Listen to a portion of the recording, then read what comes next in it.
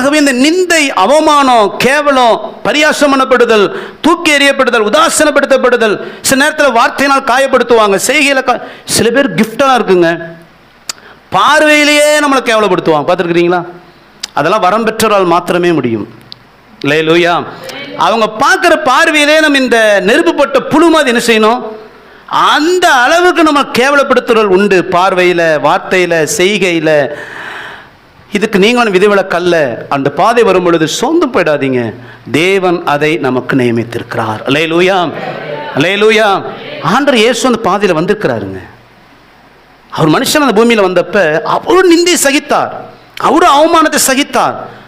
நீங்கள் மத்தேயு எழுதின சுவிசேஷம் 27 அதிகாரம் 39-42 வரை வாசிங்களேன். போகையில் சிரேனே ஊரனாகிய சீமோன், மத்தேயு 27:39-42. அந்த வழியாய் நடந்து போகிறவர்கள் தங்கள் தலைகளை துலுக்கி தேவாலயத்தை இடித்து 3 நாளுக்குள்ளே கட்டுகிறவனே, உன்னை நீயே ரட்சித்துக்கொள், நீ தேவனுடைய குமாரனானால் சிலுவையிலிருந்து இறங்கி வா என்று அவரை தூஷித்தார்கள். அப்படியே பிரதான ஆசாரியரும் வேதபாரகரும் மூப்பரும் பரியாசம் பண்ணி மற்றவர்களை ரட்சித்தான், தன்னைத்தான் ரட்சித்துக் கொள்ள திராணி இல்லை. இவன் இஸ்ரவேலின் ராஜாவானால் இப்பொழுது சிலுவையிலிருந்து இறங்கி வரட்டும், அப்பொழுது இவனை விசுவாசிப்போம், தன்னை தேவனுடைய குமாரன் என்று சொல்வோம். அந்த வசனம் சொல்லுது பாருங்க, அந்த வழியாய் நடந்து போகிறவர்கள். அல்லேலூயா. இவனுக்கு அதுக்கு என்ன இல்லை, இவன் போற போக்கில் போக வேண்டியது தானே. இவன் நின்று இயேசு என்ன பண்றானா, தூஷிக்கிறானா. அது எப்படி தூஷித்தானா, தலைய அப்படின்னா அப்படின்றானா. எப்படி ஆளப்பர் ஆலயத்தை அடிச்சு 3 நாளை கட்டுறானாமா. இவனுக்கு அதுக்கு சம்பந்தம் இல்லை. சில நேரங்களில் நமக்கு ஏன்னே தெரியாது, காரணம் இல்லாமல் தூஷிக்கிற மனுஷன் நம்ம வாழ்க்கையில் உண்டு. நம்ம நினைப்போம், இவன்லாம் எதுக்கு நம்ம நிந்திக்கிறான்னு தெரியலையே, நான் என்ன செஞ்ச, இவங்க எதுக்கு நம்மளை பற்றி பேசுகிறாங்க, நம்ம குடும்பத்தை பற்றி எதுக்கு இவங்க பேசுகிறாங்க, நம்ம குடும்பத்தை எதுக்கு கேவலப்படுத்துகிறாங்க, இவங்களுக்கு நமக்கு என்ன இல்லை, சம்பந்தம் இல்லையே. அப்படிப்பட்ட நாட்கள் நிறைய பேர் நம்ம என்ன செய்வோம், இதெல்லாம் கர்த்தர் அனுமதிக்கிறார். அல்லேலூயா. இயேசுவே அந்த பாதையை கடந்து போகிற தூஷிக்கிறாங்க. மூப்பர்களும் ஆசாரியர்களும் சிலுவையில் தொங்குற இயேசுவை பார்த்து கேவலப்படுத்துகிறாங்க, வார்த்தையினால் காயப்படுத்துகிறாங்க.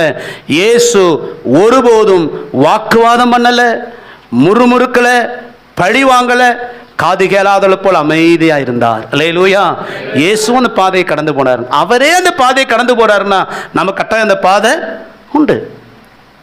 ஆக ஆண்டவராய் இயேசு கிறிஸ்து மனுஷன் அந்த பூமிக்கு வந்தப்போ நிந்தை சகித்தார், அவமானம் சகித்தார். மூஞ்சில காரி துப்புறாங்க. யார் அவங்க? ஒன்று வழியோரம் போறவங்க, இன்னொன்று வேதம் அழகாய் சொல்லுகிறது, தன் சொந்த ஜனத்தில் வந்தார், அவர்களோ அவரை சொந்த ஜனமே அவர் என்ன செய்தது, ஏற்றுக்கொள்ளாமல் தூசி. சில நேரங்களில் நமக்கு நெருங்கிய உறவுகள், சொந்த குடும்பம், வேண்டப்பட்ட நண்பர்கள், உறவுகள் சில நேரத்தில் நம்மை பரியாசம் பண்ணி கேவலப்படுத்தி இல்லாதை பொல்லாதை சொல்லி தூஷித்து நம்மை காயப்படுத்தும் பொழுது ஒன்று புரிந்து கொள்ளுங்க, இந்த பாதையை தேவன் எனக்கு அனுமதித்திருக்கிறார். அல்லேலூயா.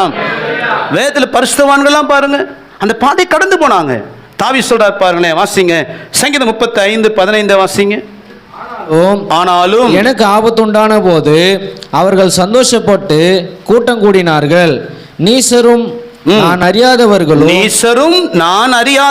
எனக்கு விரோதமாய் கூட்டம் கூடி ஓயாமல் என்னை நிந்தித்தார்கள். எப்படி நிந்திச்சாங்களா? தாவீது தேவ மனுஷங்க, தேவன் இறுதி ஏற்ற மனுஷன். அவர் சொல்றாரு ஓயாமல் நிந்திக்கிறான்.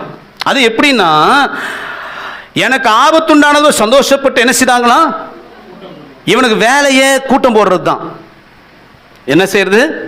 கூட்டம் போட்டு பாத்தியா தாவீது லைஃப்ல இவன் யாருன்னு பார்த்து தாவி சொல்றாரு, அதுல பெரும்பாலும் அறியாதவன், என்னை பத்தி அவனுக்கு தெரியாது, என் குடும்பத்தை பத்தி தெரியாது, என் பின்னணி அவனுக்கு தெரியாது.